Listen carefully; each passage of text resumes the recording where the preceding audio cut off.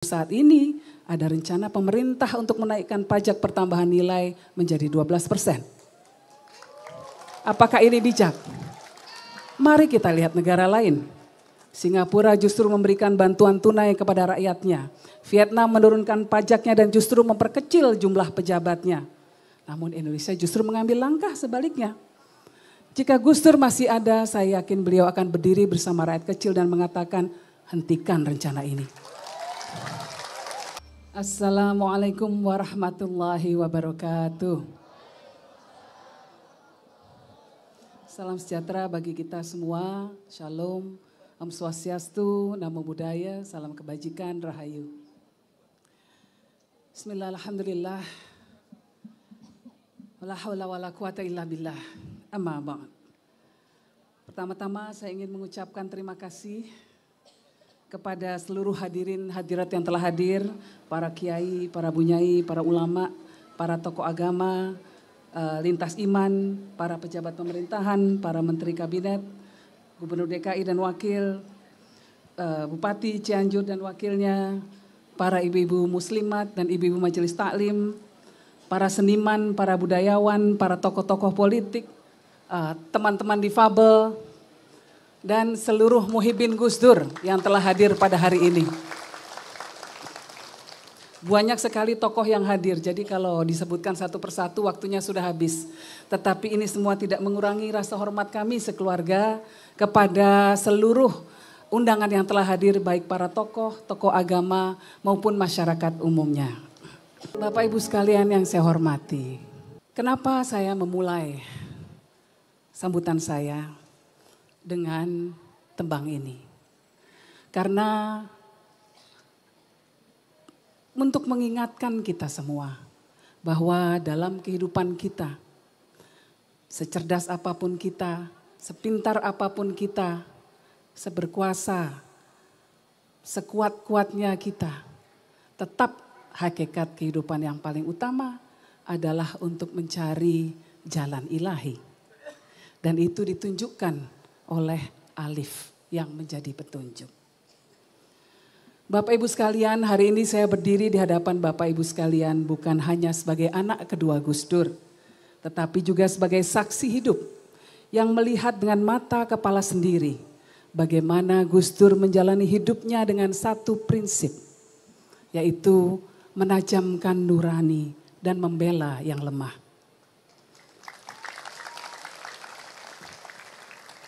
Banyak dari kita yang mengenang Gus Dur sebagai sosok yang tidak bisa melihat secara fisik. Tetapi nuraninya begitu tajam. Jauh lebih tajam daripada orang-orang yang memiliki penglihatan sempurna. Dengan nuraninya itulah Gus Dur mampu melihat ketidakadilan. Mampu mendengar jeritan hati rakyat kecil di tengah kebisingan kekuasaan. Salah satu warisan penting Gus Dur yang ingin saya sampaikan adalah keberaniannya menggunakan kekuasaan untuk melayani masyarakat, bukan untuk melayani dirinya sendiri. Gus Dur memahami bahwa kekuasaan adalah amanah, bukan alat untuk memanipulasi atau merugikan rakyat.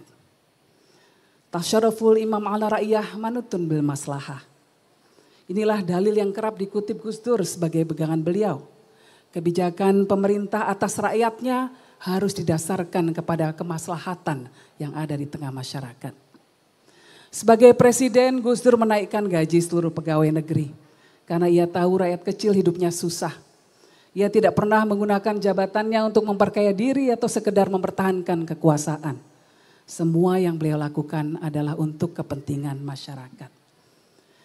Hadirin sekalian, inilah yang seharusnya menjadi pelajaran bagi kita semua, terutama bagi para pemimpin kita hari ini.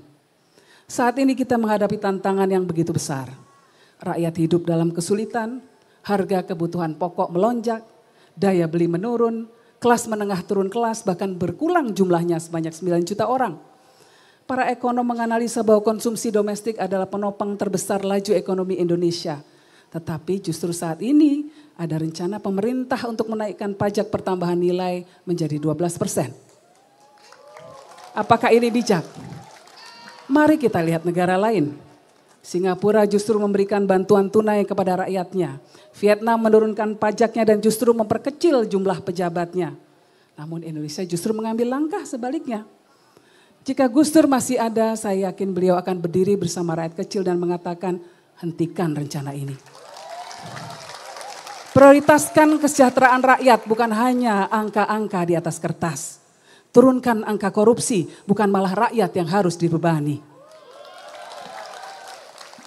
Hadirin yang saya cintai, ada satu lagi pelajaran besar yang diwariskan oleh Gus Dur. Yaitu beliau mampu membedakan mana kekuasaan dan mana kemanusiaan. Ya ayyuhalladzina amanu kunu qawwamina bil qisti syuhada'a lillah walau ala anfusikum awil walidaini wal aqrabin. Wahai orang-orang yang beriman, jadilah kamu penegak keadilan dan saksi karena Allah, walaupun kesaksian itu memberatkan dirimu sendiri, ibu bapakmu atau kerabatmu. Perintah ini ditujukan untuk semua orang yang beriman, bukan hanya kaum muslimin. Salah satu keputusan terbesar Gus Dur untuk menegakkan demokrasi di Indonesia adalah memisahkan kepolisian dari Tentara Nasional Indonesia. Sebuah langkah yang tidak mudah untuk dilakukan. Pada masa lalu, di bawah kekuasaan Orde Baru, tentara dan polisi berada dalam satu komando yang memberikan potensi penyalahgunaan kekuasaan dan represi terhadap masyarakat. Gus Dur dengan kejernihan pikirannya memahami bahwa untuk mewujudkan negara yang benar-benar demokratis, kita harus memastikan bahwa kepolisian menjadi institusi sipil yang berfungsi untuk melindungi rakyat, bukan sebagai alat kekuasaan yang menindas. Saat ini kita memberikan acungan jempol untuk Tentara Nasional Indonesia yang telah belajar dari kesalahan di masa lalu dan telah menerapkan disiplin diri yang sangat kuat untuk tidak lagi cawe-cawe dalam politik. Bahkan Presiden Prabowo Subianto terpilih melalui mekanisme demokrasi. Tetapi fenomena sebaliknya justru terjadi pada aparat kepolisian. Polisi yang seharusnya melindungi rakyat justru menjadi ancaman di masyarakat. Gama Rizkinata, siswa SMK 4 Semarang. Budiman Arisandi, warga Palangkaraya. Haryono, saksi pelapor yang saat ini malah dijadikan tersangka. Mereka adalah contoh-contoh kecil dari para korban abuse of power dari aparat kepolisian.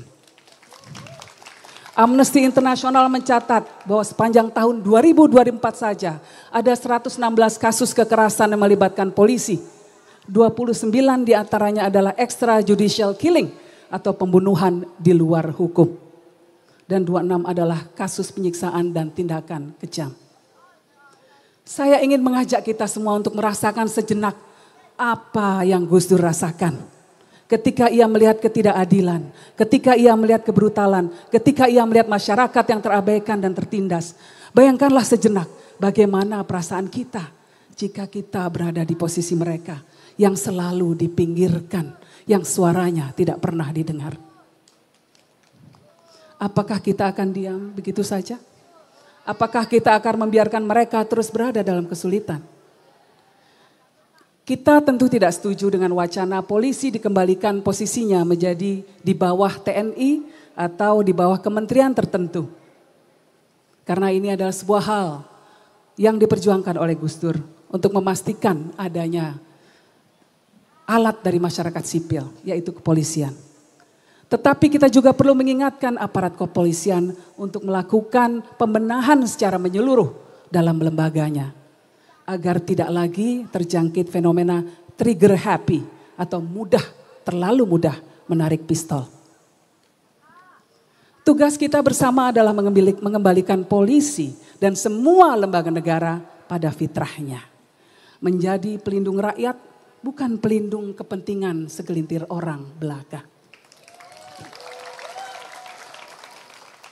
Bapak Ibu yang saya hormati, Gus Dur pernah berkata, yang lebih penting dari politik adalah kemanusiaan.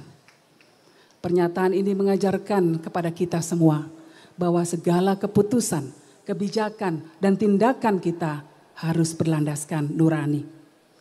Sebab pada akhirnya nurani yang tajamlah yang akan membawa kita semua menuju jalan yang benar, menuju keadilan yang hakiki. Seperti alif yang menjadi petunjuk. Semua ilmu yang kita miliki, semua kuasa yang kita pegang, semua harta yang kita nikmati hendaknya diarahkan menuju jalan ketuhanan. Yaitu dengan cara melayani semua umat Tuhan di bumi. Dengan menegakkan keadilan dan selalu membela mereka yang lemah. Terima kasih, semoga kita semua bisa menjadi penerus perjuangan Gus Dur, menjadi orang-orang yang berjuang untuk kaum-kaum yang terpinggirkan. Wallahu muwaffiq ila aqwamit thoriq. Wassalamualaikum warahmatullahi wabarakatuh.